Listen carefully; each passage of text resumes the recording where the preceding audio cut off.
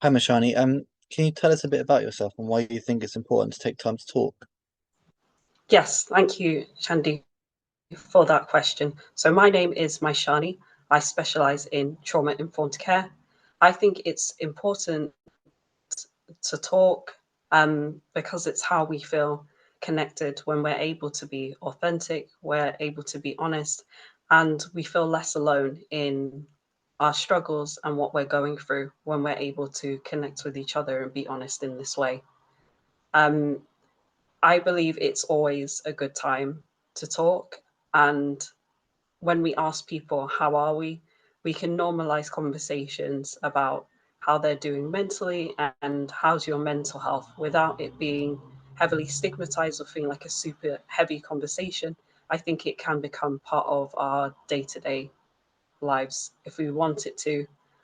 So every day should be a time to talk because people don't have to suffer in silence and they don't have to feel alone if they're not okay. Do you want to tell us a bit about your background and the work that you get up to outside of the collective?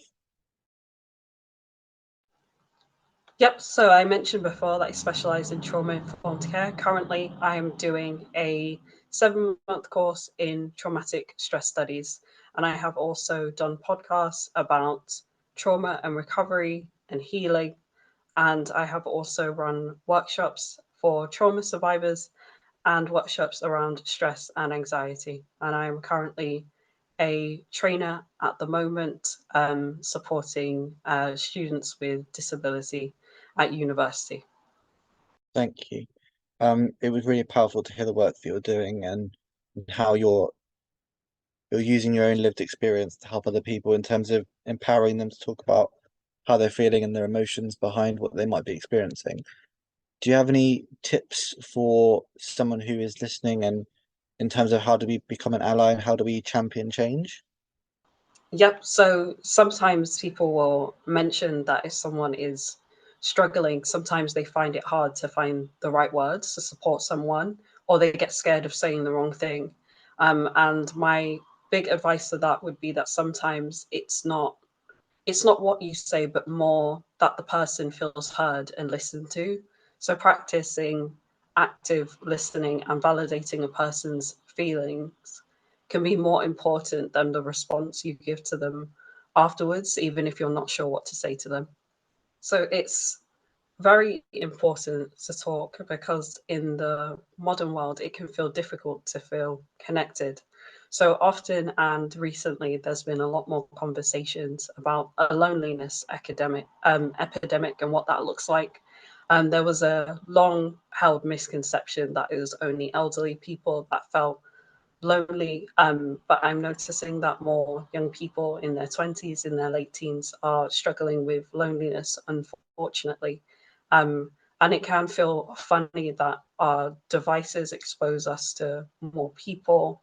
Um, in essence, they should make us feel more connected, but sometimes they make us feel more anxious. We're comparing ourselves to other people a lot more than we would be before, or sometimes because of other global events and tragedies, whether this is natural disaster or genocide. Sometimes we are internalizing this as well and holding that with us.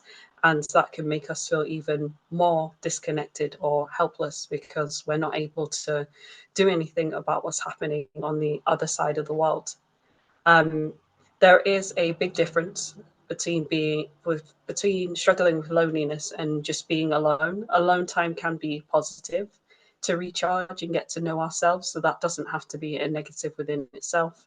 Loneliness usually refers to the connection or lack of connection that you feel with the people that you're around. A big example for me, when I was at university, I was surrounded by people on campus all the time, but I didn't feel connected to the people that I was around. So it was the most disconnected and isolated I've ever felt, even though I was surrounded by people. So that can also be a very confusing experience that you could feel alone in a room full of people. Very, very strange feeling, but a very real feeling.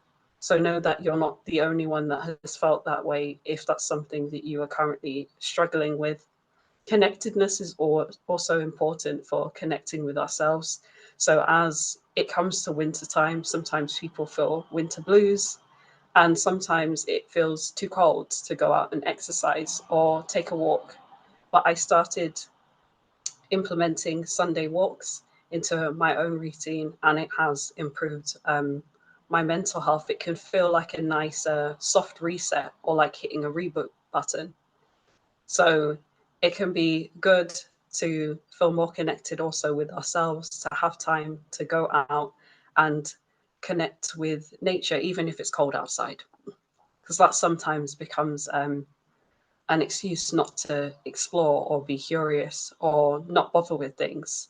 And it can be tempting, and there is more financial pressure due to cost of living constraints. But self care is a must, it is not a luxury. And I would also like to remind people, if they're in environments or spaces that they don't like, you're not a tree, you can move. Sounds a bit like a funny saying, but it's a reminder to empower yourself that if you don't like something, you may not be able to control everything in your environment, but you control yourself and how you respond to it.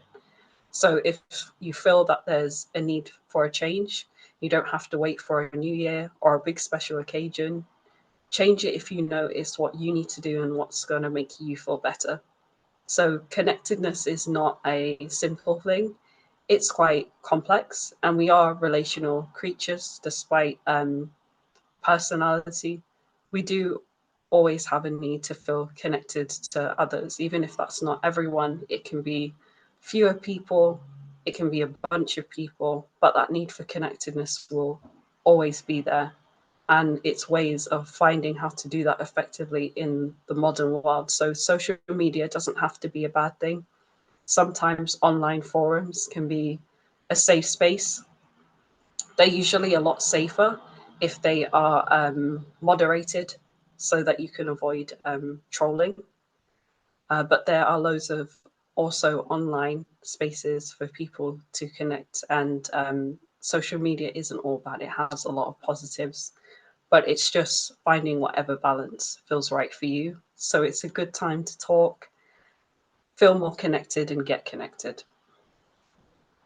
Thank you, Myshani, and thank you again to all of our speakers who've been involved with our Time to Talk Day celebration this year.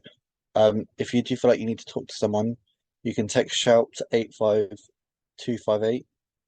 That's 85258, and it's text shout to that number.